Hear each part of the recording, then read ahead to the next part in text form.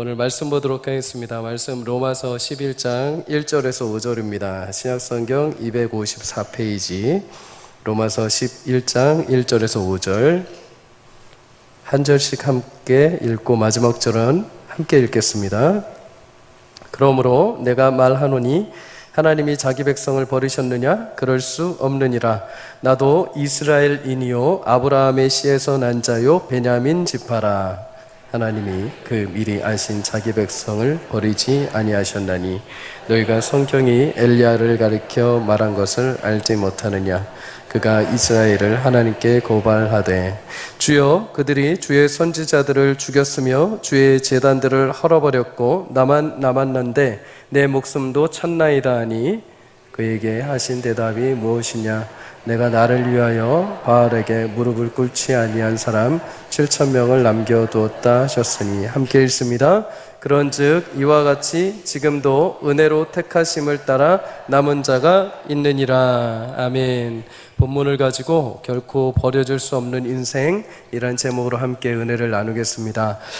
우리가 믿는 하나님은 모든 일에 신실하신 분이십니다.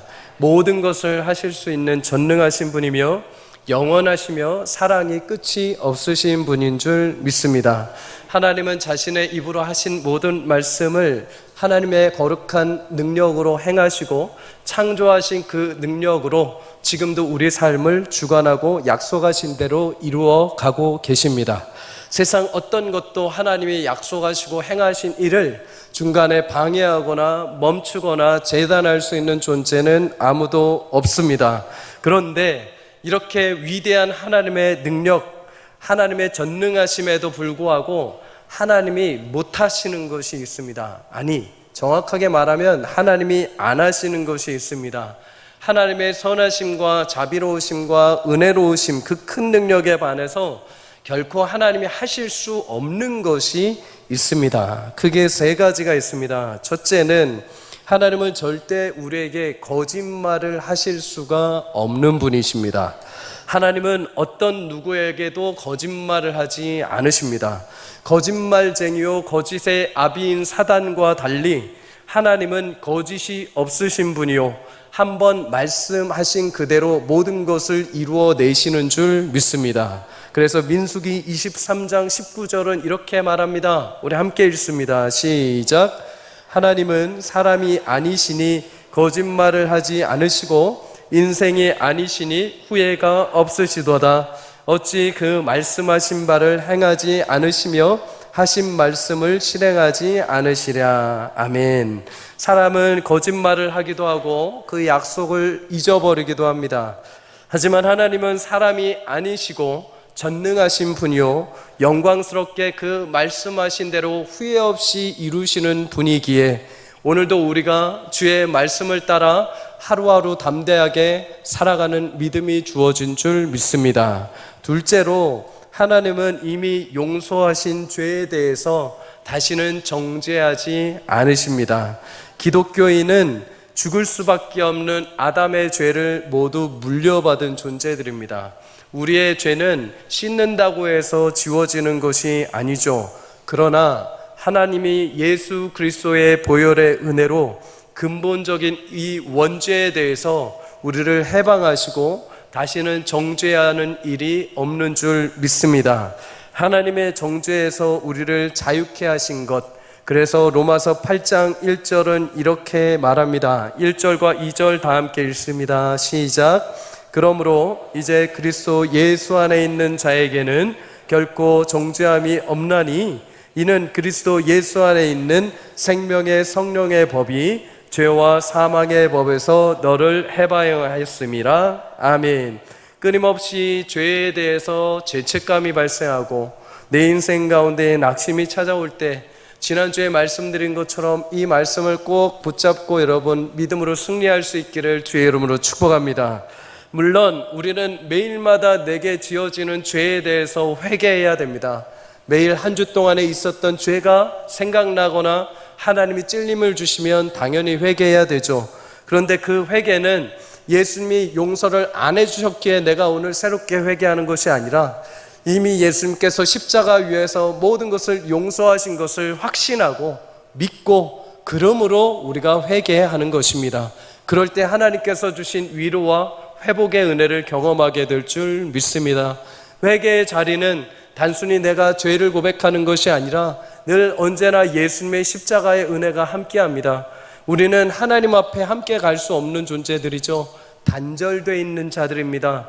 그런데 하나님 앞에 기도하고 예배하고 용서를 구할 수 있는 것은 예수님의 십자가의 은혜가 우리 가운데 있기 때문입니다. 그 예수님의 은혜가 있기에 오늘도 우리는 담대하게 주님의 보좌 앞에 나가 죄를 사해 주심을 받고 용서함을 받고 자유함을 얻게 되는 줄 믿습니다.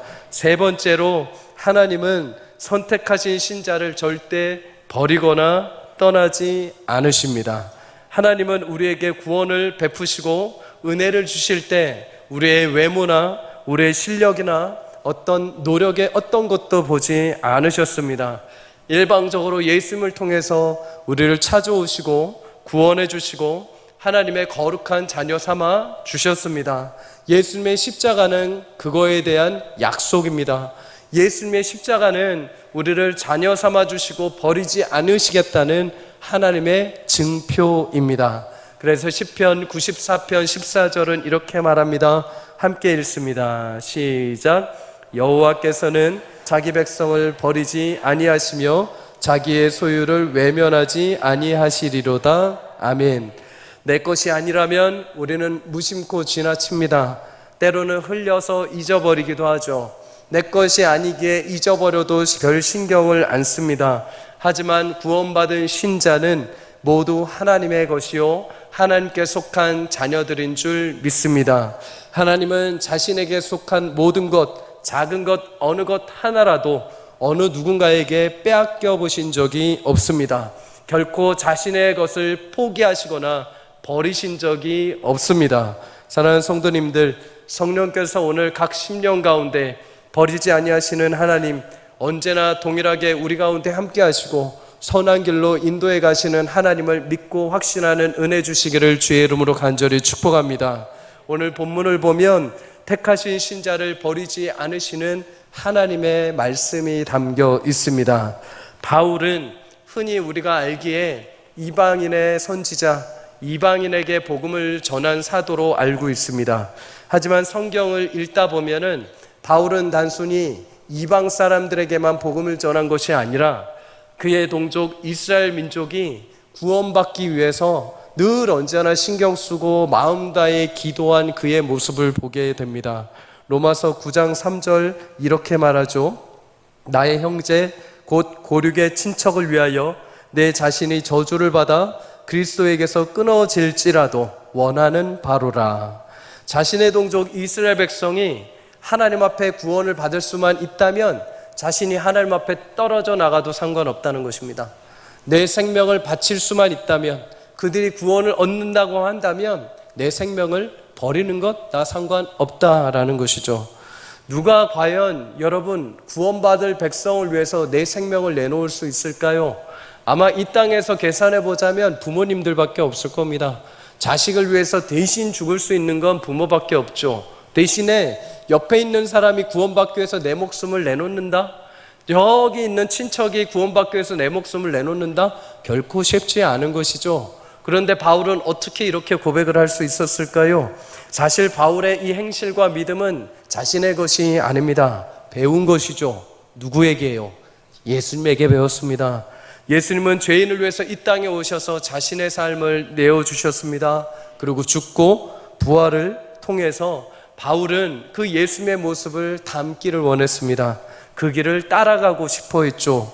하나님께 끊어질 수밖에 없다는 사실 때문에 예수님이 이 땅에 오셔서 모든 이들을 구원하신 그 사실, 그 귀한 마음이 바울에게도 심겨졌습니다. 사실 바울은 하나님으로부터 한 번 선택받으면 결코 하나님으로부터 끊어지지 않는다는 교리를 누구보다도 잘 알고 있었습니다.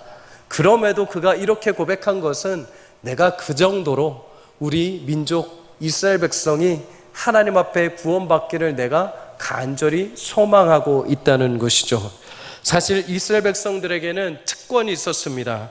하나님으로부터 먼저 선택받은 특권, 대표되는 나라, 하나님으로부터 약속을 받은 나라, 하나님으로부터 언약을 받은 나라, 하나님으로부터 직접 율법을 받은 나라, 하나님을 예배하는 나라, 하나님으로부터 주어진 많은 믿음의 선진들이 있는 나라, 심지어 혈통적으로 예수님이 태어난 나라, 이렇게 큰 위대한 특권을 가진 민족임에도 불구하고 처음에 그들은 하나님으로부터 구원을 받지 못하는 비참한 일을 경험하게 됩니다.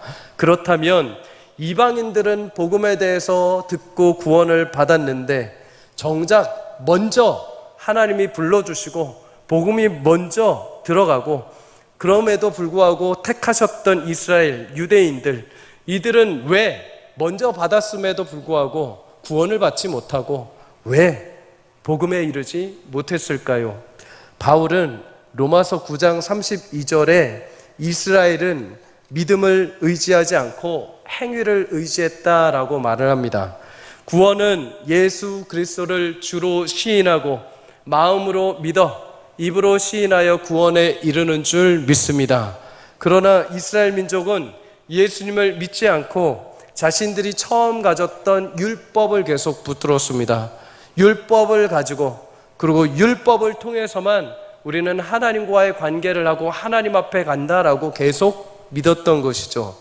이스라엘은 분명 여러분 열심히 있었습니다. 이스라엘을 하찮게 여기시면 안 됩니다. 그들은 정말 열심히 다해서 하나님 앞에 나가려고 했습니다. 하지만 그 열심은 올바른 지식에서 시작된 것이 아니죠.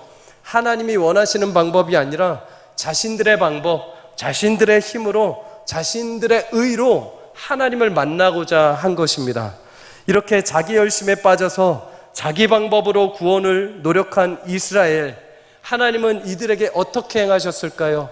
끊임없이 자기 방법대로 하나님을 만나려고 하시는 그 방법들, 하나님은 그럼에도 불구하고 이들에게 어떻게 대해 주셨을까요? 지속적으로 하나님은 사사들을 보내주십니다. 지속적으로 선지자들을 보내주십니다. 지속적으로 이스라엘 백성들을 향해서 율법 붙들지 말고 내게 돌아와라, 내게 회개하고 돌아와라, 내게 다시 회복하고 돌아오면 내가 너희를 끌어안아 주겠다. 끊임없이 하나님은 그들에게 손을 내밀어 주셨습니다. 그래서 로마서 10장 21절에 보면 순종하지 아니하고 거슬러 말하는 백성에게 내가 종일 내 손을 내밀었다라고 말씀합니다. 무슨 말일까요? 이스라엘 백성들은 끊임없이 하나님을 외면합니다. 끊임없이 하나님을 찾지 않습니다. 끊임없이 돌아오지 않습니다. 그럼에도 불구하고 하나님은 손을 내미셨다는 거죠.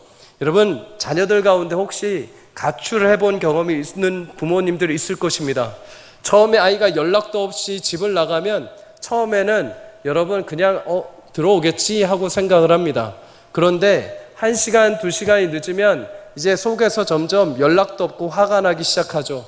그러면서 밖으로 뛰쳐나갑니다. 여기저기 찾아다닙니다. 아직도 분이 안 풀립니다. 이거 들어오기만 해봐라, 다리몽둥이를 하면서 막 마음에서 분노가입니다. 그런데 아이가 15일, 30일 안 들어오면 어떻습니까? 이제 두 팔 벌리고 돌아오기만 해라. 그냥 건강하게 다치지만 말고 그냥 돌아오기만 해라. 하나님이 이런 것입니다. 처음에는 말을 안 들으니까 회초리로 때리치기도 하고 때로는 징계하시기도 하는데 더 이상 말을 안 듣습니다. 이제 그냥 조건 없다, 돌아오기만 해라, 그냥 회개만 해라, 그럼 내가 그냥 끌어안겠다, 이유 불문하고 그냥 오기만 해라, 그럼 너의 하나님의 권위의 자리를, 하나님의 아들의 자리를 내가 회복해 주겠다. 그렇게 하나님이 끌어안으셨다는 것이죠. 그럼에도 이스라엘은 선택받은 민족이라는 자기 교만, 자기 아집 사로잡혀서 예수님을 거부합니다. 더 이상 배우려고 하지도 않고 더 이상 하나님 앞에 나가려 하지도 않고 영적인 교만에 사로잡혀서 구원을 잃어버리게 되죠. 심지어 약속하신 예수님이 이 땅에 오셨음에도 눈에 보면서도 예수님을 십자가로 내몰게 됩니다. 결국 구원의 복음이 이들이 거부함으로 이제 누구에게 흘러갑니까? 이스라엘 민족이 아니라 다른 이방 민족에게 흘러갑니다. 하나님께서 처음에 계획하신 건 그거였습니다. 이스라엘 백성에게 구원이 풍성하게 임하고 그 구원이 이방 민족에 흘러가는 것이죠. 근데 이스라엘 백성이 거부하니까 받지 못하고 대신에 바로 이방 민족에게 복음이 흘러가 이방 민족의 구원받는 역사가 일어나게 된 것이죠. 그렇다면 여기서 이제 생각해 볼 만한 일이 있죠. 하나님이 그렇게 기다리시고 그렇게 복음의 은혜로 구원하시고자 했던 이스라엘 백성, 그런데 그들이 믿음을 잃고 구원을 잃어버리고 이제 처참한 비극적인 현실 가운데 놓였는데 그들의 미래는 이제 이대로 끝날 것인가? 오늘 본문 1절, 로마서 11장 1절 상반절은 그에 대해서 이렇게 답을 합니다. 그러므로 내가 말하노니 하나님이 자기 백성을 버리셨느냐? 그럴 수 없느니라.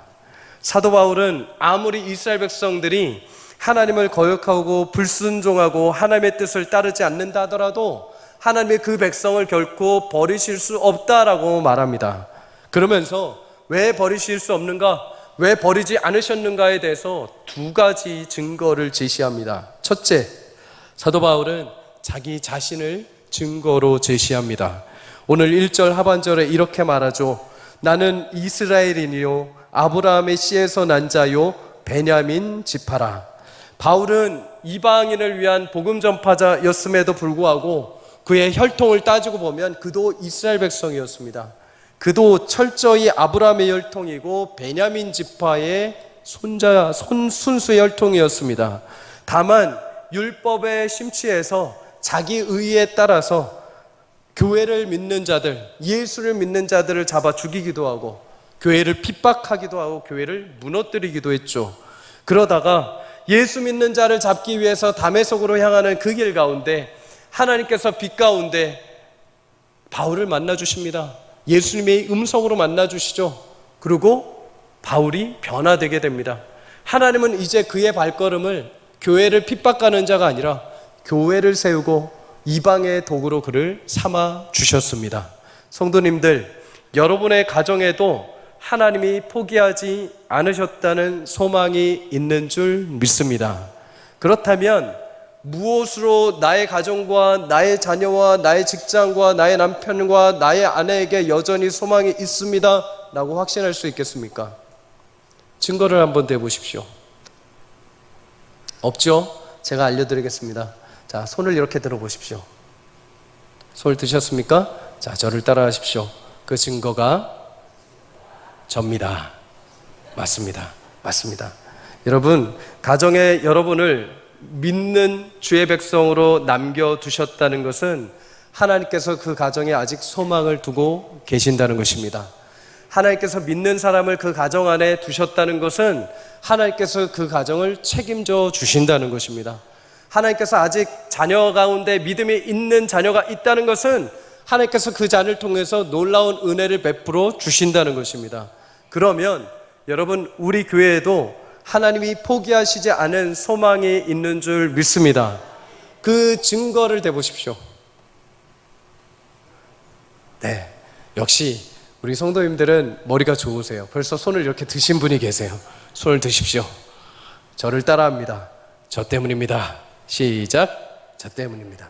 사랑하는 성도님들, 교회가 소망이 있는 것은 하나님께서 구원하신 백성이 그 교회 안에 자리하고 있기 때문인 줄 믿습니다.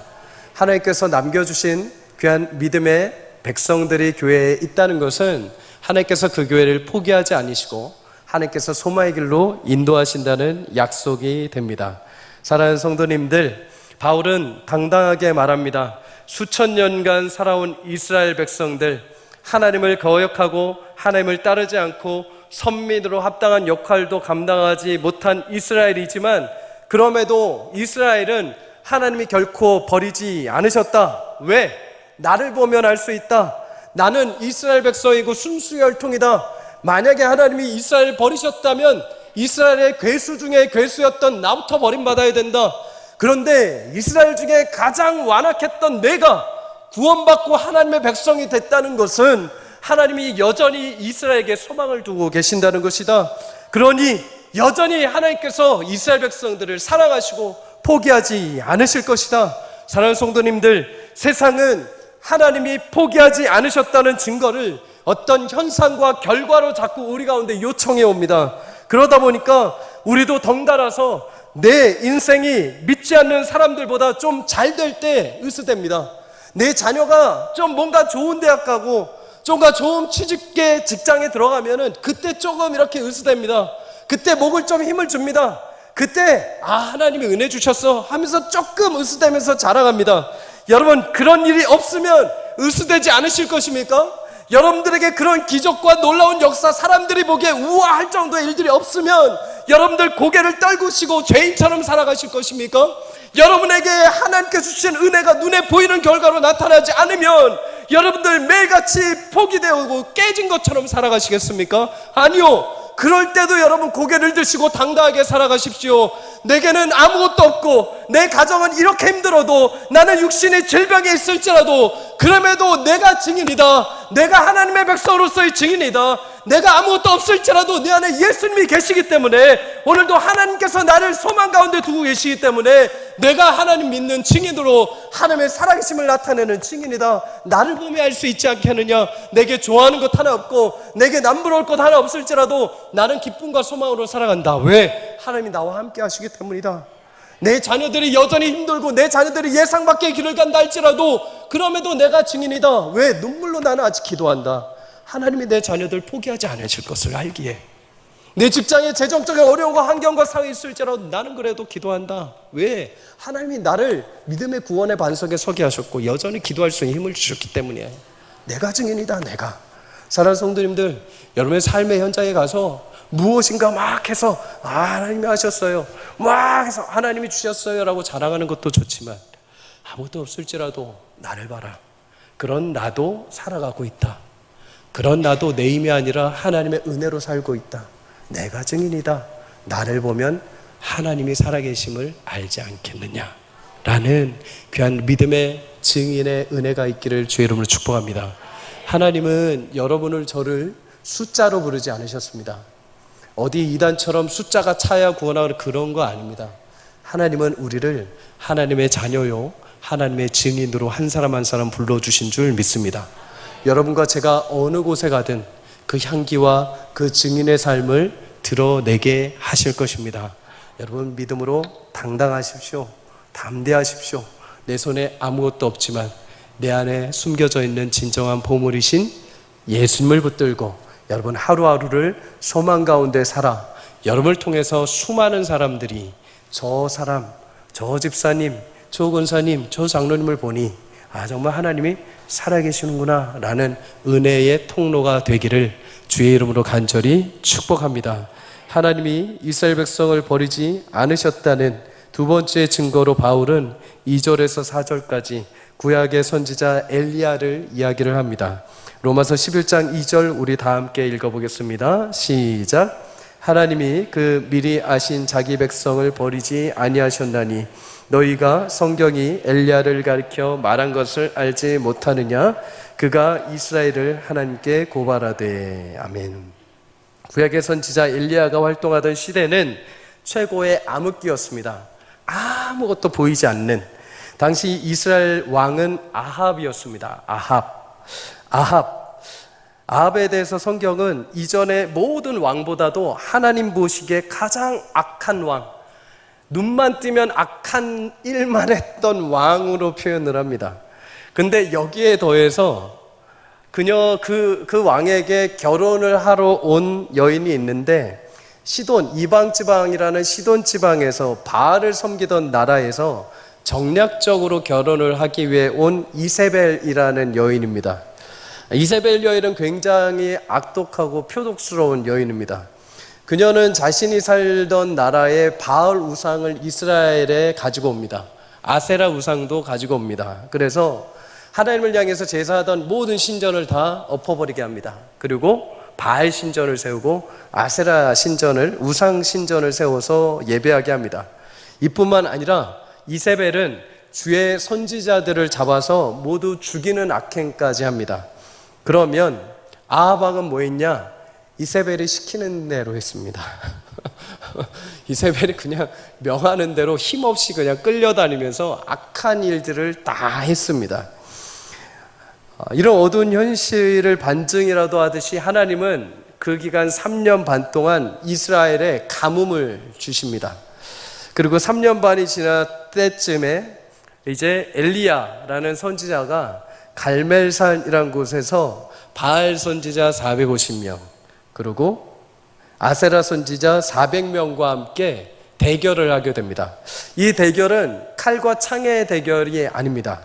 서로 제단을 쌓고 그 위에 재물을 올려놓고 어떤 신이 이 위에 불을 내려서 이 제단에 재물을 받는지를 서로 싸우는 씨름이었습니다. 먼저 450명 바알 선지자가 제단 위에 올려놓고 열심히 자기들 이름의 바알 신을 부릅니다. 열심히 춤을 추고 열심히 노래를 합니다. 근데 여러분, 바알 신이 응답을 했을까요? 안 했을까요? 안 했죠. 엘리야가 그것을 보면서 야, 바알 선지자야, 더 좀 어떻게 좀 해봐. 니네 신이 지금 자고 있는지도 모르겠다. 외출한 것 같은데 좀 더 이렇게 시끄럽게 요란스럽게 해봐. 이제 바알 선지자들이 막 옷을 찢고 난리를 합니다. 그래도 안 들어주니까 자신의 몸에 막 상처를 내면서 피를 내면서까지 막 합니다. 그런데도 안 됐습니다. 그렇죠. 바알은 우상이기에 응답할 수가 없죠. 이후에 엘리야가 이제 나와서 자신의 제단에 물까지 쏟습니다. 물까지 많이 쏟은 다음에 하나님 앞에 간구합니다. 하나님 앞에 기도했을 때 하늘에서 하나님의 불이 임하셔서 그 모든 제단을 태우시고 받으시는 역사가 일어나게 됩니다. 하나님께서 승리하셨습니다. 하나님의 승리로 인해서 바알 선지자 450명은 그날 깊은 계곡에서 모두 죽임을 당하게 됩니다. 엘리야는 그 이후에 기도하게 됩니다. 3년 반 동안 멈춰져 있던 모든 가문을 기도로 해서 비를 내리게 하시죠. 이렇게 하나님은 엘리야를 귀하게 사용하고 엘리야는 하나님의 능력으로 사용되었던 선지자입니다. 그런데 이런 이유 때문에 이세벨에게 미움을 받게 됩니다. 이세벨이 이 모든 제사, 이 모든 비, 이거 다 엘리야 때문이야 하면서 원망을 하면서 엘리야를 내가 반드시 죽이겠다 하고 통보를 하게 되죠. 엘리야의 죽음의 위협 가운데, 이 이세벨의 죽임의 위협 가운데 엘리야는 무서워서 도망을 치게 됩니다. 그리고 머지않아 로뎀나무에 앉아서 자신의 신세를 한탄하며 하나님 앞에 요청하게 되죠. 그게 3절의 고백이죠. 그들이 주의 선지자들을 죽였고 주의 제단들도 헐어버렸고 나만 남았습니다. 이세벨이 내 목숨까지 앗아가려고 합니다. 하나님, 이제 이스라엘에겐 더 이상 소망이 없습니다. 그냥 저를 죽여주십시오. 저는 여기까지입니다 하고 생을 마감하게 해달라고 자폭하게 됩니다. 여러분, 이 엘리야의 한탄과 하소연에 하나님이 뭐라고 반응을 하실까요? 로마서 11장 4절 우리 한번 읽어볼까요? 시작. 그에게 하신 대답이 무엇이냐? 내가 나를 위하여 바알에게 무릎을 꿇지 아니한 사람 7,000명을 남겨두었다 하셨으니 아멘. 하나님은 엘리야, 너 혼자만 남아있는 것이 아니다. 바알에게 무릎 꿇지 않은, 바알을 숭배하지 않은 순수한 신앙, 순수하게 나를 경외하는 헌신된 자들이 아직 7,000명이나 남아있다라고 말씀합니다. 엘리야의 눈에는 모든 것이 끝난 것 같았습니다. 모두 죽고 나만 남고 이제 죽음의 칼이 임하면 이스라엘은 더 이상 소망이 없고 끝난 줄 알았습니다. 그러나 하나님은 여전히 일하고 계셨습니다. 숨겨진 7,000명뿐만 아니라 열왕기상 18장 4절에 보면 이세벨이 선지자들을 죽일 때 오베아다라는 사람을 통해서 선지자 100여 명을 동굴에 숨겨둬서 살려주고 숨겨주는 것을 보게 됩니다. 위대한 능력의 선지자 엘리야조차도 현실에 자신의 생각과 상향에 갇혀서 한탄하고 그저 포기하고 싶을 때 하나님은 자신의 약속에 따라 하나님의 사람들을 남겨놓으시고 하나님의 계획을 이루어 가신 줄 믿습니다. 바울의 고백도 마찬가지입니다. 이스라엘 백성이 눈에 보기에는 모든 것이 끝나고 믿음을 거부하고 하나님의 구원에서 떨어져 나간 것 같이 보인다 하더라도 하나님은 포기하지 않으셨다는 것입니다. 마치 아합 왕의 시대처럼 어두운 현실 가운데 이스라엘이 놓여있지만 하나님이 7,000명을 남겨놓으신 것처럼 이스라엘 백성 안에도 여전히 구원받을 백성을 남겨놓으셨고 하나님은 그 구원을 이스라엘 백성들 가운데 이루어 내실 거라는 것이죠. 우리는 여기서 한 가지 교훈을 얻게 됩니다. 우리는 하나님의 일하심을 내 눈에 보이는 주관적인 생각으로 쉽게 판단해서는 안 됩니다.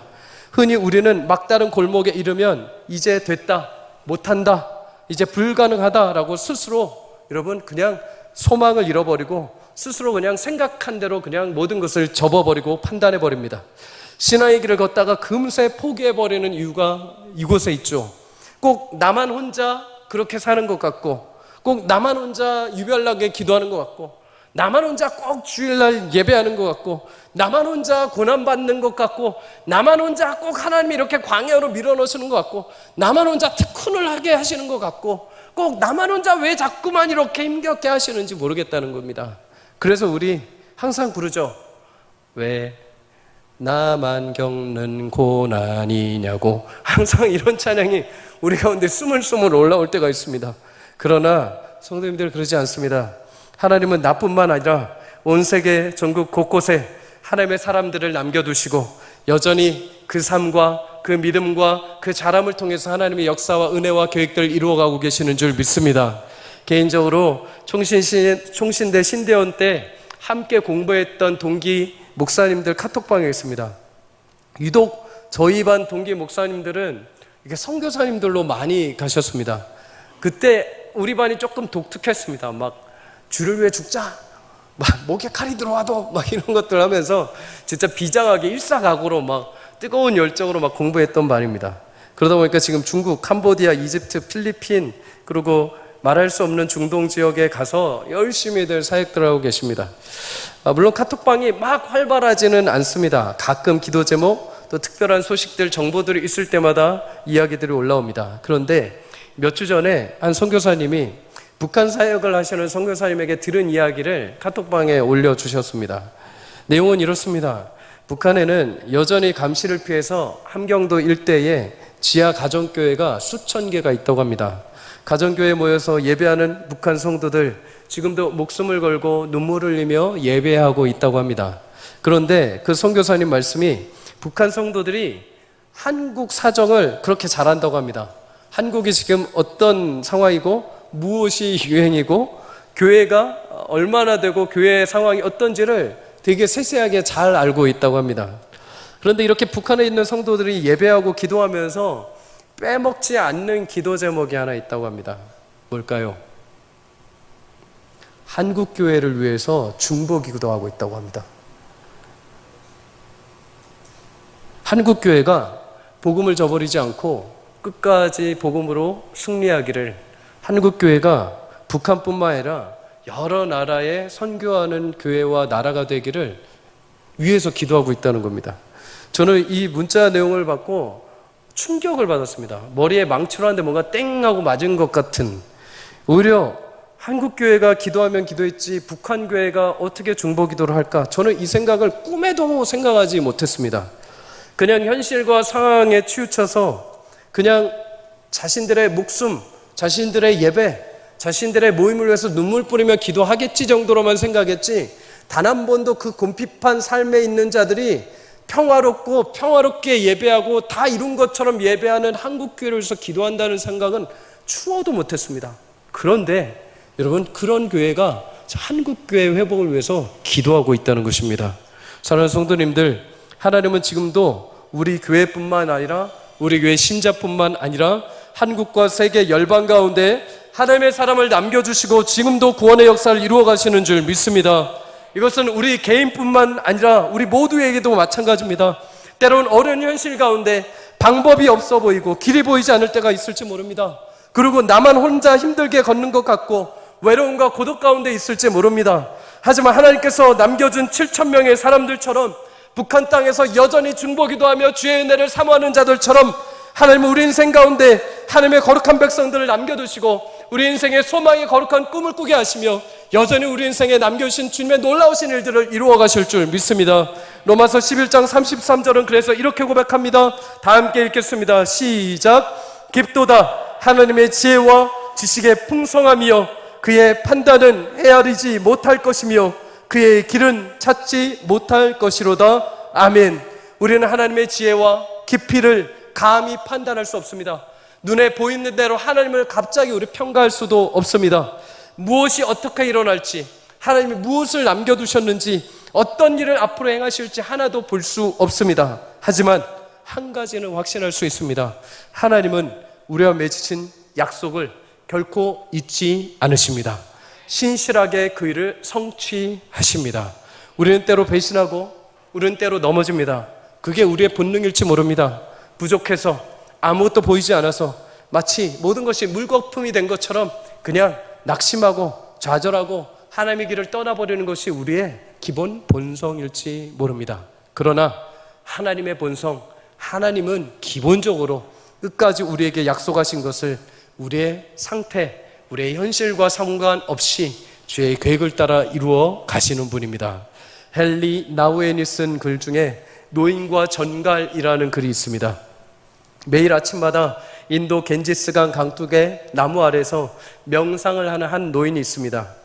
아침 어느 날 평상시와 같이 명상을 하던 노인 앞에 나무 위에 있던 정갈 한 마리가 강물에 빠져버렸고, 정갈 한 마리가 강에 급류에 휩쓸려 떠내려오게 됩니다.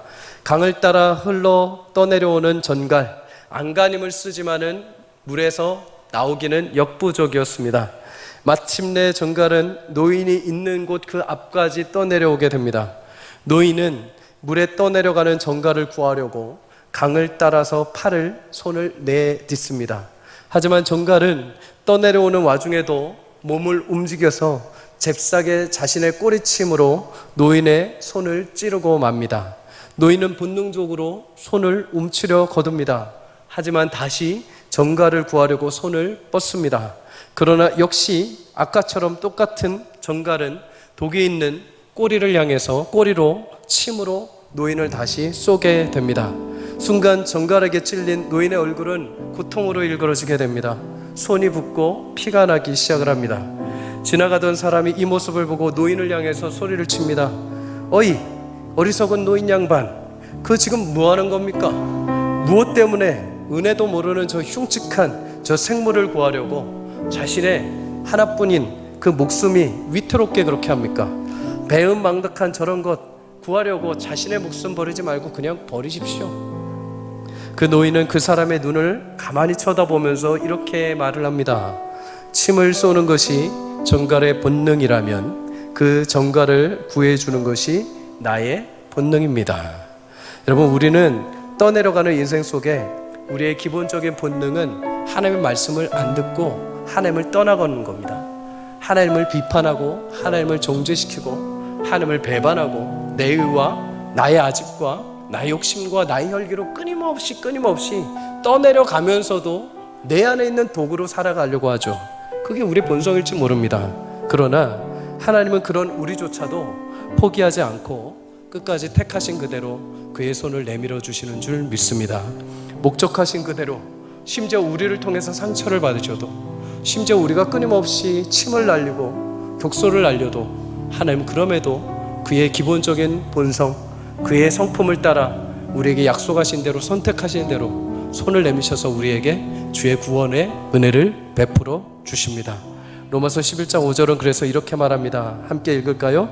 그런즉 이와 같이 지금도 은혜로 택하심을 따라 남은 자가 있느니라. 아멘. 여기서 지금도 라는 것은 시간의 지금이 아닙니다. 하나님이 정하신 때, 하나님께서 예비하신 때, 그때 그 지금을 말하는 것이죠. 하나님은 지금도 그 은혜로 택하신 자들을 포기하지 않고 계십니다. 은혜로 택하셨다, 2절의 말을 빌으면 미리 아신 자들을 택하셨다라고 말합니다. 미리 아시고 택하셨다. 하나님이 미리 아셨다는 것은 내 이름, 내 얼굴, 나의 어떤 능력, 그걸 아셨다는 것이 아닙니다. 지금 나의 모습뿐만 아니라 내가 얼마나 처참한 삶을 살게 되는지, 내가 얼마나 죄악 가운데 살게 되는지, 내가 얼마나 하나님을 저주하게 되는지, 내가 얼마나 하나님을 떠나는지, 그 모든 것을 다 아심에도 미리 아시면서도 우리를 택해 주셨다는 것입니다. 사는 성도님들, 그 택하심은 항상입니다. 내가 어딜 가든 어떤 일에 처하든, 심지어 내가 하나님을 거부해도 하나님은 항상 그 자리에서 동일하게 우리를 택하시고 불러주시는 줄 믿습니다. 하나님은 언제나 우리를 택하십니다. 비난의 손길을 받아도 상처를 받아도 변함없이 하나님의 선택은 여러분입니다. 택함 받은 우리는 조금 부족해 보일 수 있습니다. 하지만 여러분, 택하신 분은 완전합니다. 내 자녀들이 택함 받았다 하지만 여전히 마음을 속이고 여전히 아픔을 주고 힘들어하게 할지 모릅니다. 그러나 사랑하는 부모님들, 기억하십시오. 우리 자녀를 택하신 분은 하나님이시오 완전하신 분입니다. 하나님이 우리 자녀들을 온전한 길로 이끌어 가실 줄 믿습니다. 나의 길은, 나의 직장은, 나의 남편은, 나의 아내는, 나의 건강은 말할 수 없이 비참합니다. 괜찮습니다. 우리의 삶은 비참하고 부족일지라도 우리를 택하신 그 하나님은 완전하신 분입니다. 하나님이 끝까지 우리를 완전하게 포기하지 않고 절대 우리를 버리지 않고 하나님의 영광스러운 주의 나라 가는 그날까지 우리를 인도해 가실 줄 믿습니다. 사은 갈대를 꺾지 아니하시며 꺼져가는 등불을 끄지 아니하시고 진실로 정의를 시행하시는 하나님이 여러분과 한 주 동안 함께 하실 것입니다. 하나님을 붙잡으시고 남겨져 있는 모든 일들 속에 여러분, 여전히 하나님의 계획은 남아 있습니다. 지금 나는 다 끝난 것 같을지라도 하나님은 그럼에도 내가 알지 못하는 하나님의 일을 우리 삶 가운데 나의 가정에 남겨 놓으셨습니다. 그 소망을 품고 여러분 힘내서 한 주 동안 주와 함께 동행하며 여러분의 살아있는 현장이 주님의 나라가 되는 놀라운 역사가 있기를 주의 이름으로 간절히 축복합니다. 우리 시간 함께 찬양하고 기도하고 예물을 드리도록 하겠습니다.